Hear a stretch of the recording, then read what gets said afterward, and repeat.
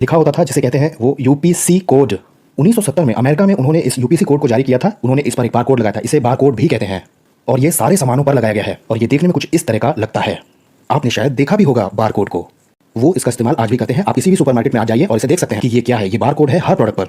और इन सारी लाइनों में कभी कभी दो साथ में भी दी होती हैं। ये एक नंबर को बनाते हैं और इन्हें एक साथ लाया जाता है। मुझे ठीक से नहीं याद है कि ये होते कितने हैं, लेकिन ये जो लाइन्स हैं ये नंबर्स हैं और इसी से आप पहचान सकते हो सामान के कोड को, क्योंकि सारे ही सामान पर नंबर दिए गए हैं। लेकिन आपके पास 3 लाइन्स ऐसी होती हैं जो कि दूसरी लाइनों से लंबी होती हैं। एक लंबी लाइन 3 नंबर की होती है, दोनों को एक साथ लगाया गया तो ये 6 बनता है। हर बार कोड में अपने में ही 6 होता है और इसे उन्होंने बनाया था 1970s में। और जब उन्होंने निकाला इसे तो क्रिश्चियंस ने कहा कि हाँ ये जुड़ा हुआ लगता है मार्क ऑफ द बीस्ट से, ये जुड़ा है खरीदने बेचने से। और इसमें ये नंबर भी दिया है 666। हर एक प्रोडक्ट पर जो वो किराने की दुकानों में बेचते हैं उस पर 666 छपा होता है एक साइड में।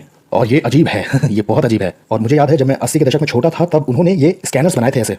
तो आप ऐसी किसी बड़ी राशन की दुकान पर जाते हैं और आपने कोई प्रोडक्ट उनमें से लिया जिस पर ये बार कोड बने हुए हैं और उसे लेकर जब आप जाते हैं किसी बाहर निकलने वाले काउंटर की तरफ, तो उस चेकआउट काउंटर पर कुछ इस तरह की एक चीज़ होती है जो कि कुछ ऐसी दिखाई देती है। और इसका जो आकार होता है ये हेक्सागोनल होता है और इसे हेक्स स्कैनर बोला जाता है। और इसमें लेजर्स होती हैं प्रोजेक्शन के लिए। और जब कभी भी आप कोई प्रोडक्ट इसके सामने से ले जाते हैं तो आवाज़ आती है पीप। और इसका क्या मतलब है? इसका मतलब है कि कंप्यूटर ने लेजर के थ्रू पढ़ लिया है बार कोड को और अब उस सामान का दाम कंप्यूटर पर आ जाएगा। तो इस चीज़ को बोलते हैं हेक्स स्कैनर। अब ये हेक्स क्या होता है? हेक्स होता है 6। और आप जब जाकर के, वैसे अब नहीं मालूम कि ऐसा दिखता है कि नहीं, अब जब आप वॉलमार्ट जाते हैं तो वो हाथ में दे दिया है डिवाइस लेजर वाला, बीप बीप करके बोलता है वो, या प्रोडक्ट उसके सामने से गुजरते रहते हैं और वो उसमें हमेशा 666 देखते हैं। हर एक प्रोडक्ट पर पीप 666 पीप 666 पीप 666। और ये भी कितनी इंटरेस्टिंग बात है कि उसे हेक्स स्कैनर कहते हैं। 1 2 3 4 5 6 इंटरेस्टिंग ना। तो हम पक्का अंत के दिनों में आ गए हैं, क्योंकि डेवल बहुत मेहनत कर रहा है अपना नंबर देने के लिए 70 के दशक से। क्योंकि ये याद रखिएगा कि पशु के चिन्ह के 3 हिस्से हैं, उसका नंबर है, उसका एक निशान है, उसका एक नाम है और उसका नंबर आ भी चुका है। ये जितनी फाइनेंशियल इंडस्ट्री है खरीदने बेचने की, ये सारे सामानों पर उसके नंबर के साथ बेच रहे हैं। और ये हैरत अंगेज है, ये बहुत डराने वाली बात है अगर आप देखें तो ये एक फाइनेंशियल चीज़ है जो कि आपको लेनी ही होगी। रैप्चर के बाद ये आपको फोर्स करेंगे कि ये निशान आपको लेना ही है। वैसे कुछ लोगों को पता है कि ये एक बार कोड टैटू होगा जो कि आपके राइट हैंड पर या माथे पर बनाया जाएगा। मुझे नहीं लगता है कि ये लोगों को फोर्स करेंगे कि टैटू बनवाइए, क्योंकि टैटू में दर्द होता है, उसमें कुछ नीडल्स होती हैं जो कि इंजेक्ट करी जाती हैं तो ये दर्द करता है। लेकिन उनके पास एक RFID चिप है। आपने कभी सुना है RFID के बारे में? Radio frequency ID. आईडी मतलब आइडेंटिफिकेशन, पहचान चिन्ह।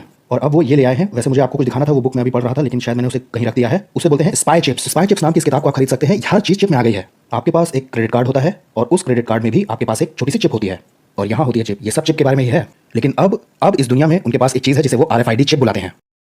जिन कंपनियों ने इस चिप्स को निकाला है वो इसे बुलाते हैं RFID चिप, जो कि इंसान के अंदर लगाई जा सकती है। इसे इंजेक्शन से लगाया जाता है और ये बस चावल के दाने के बराबर होती है। ये मैंने बड़ा इसलिए बनाया ताकि आपको दिखाई दे।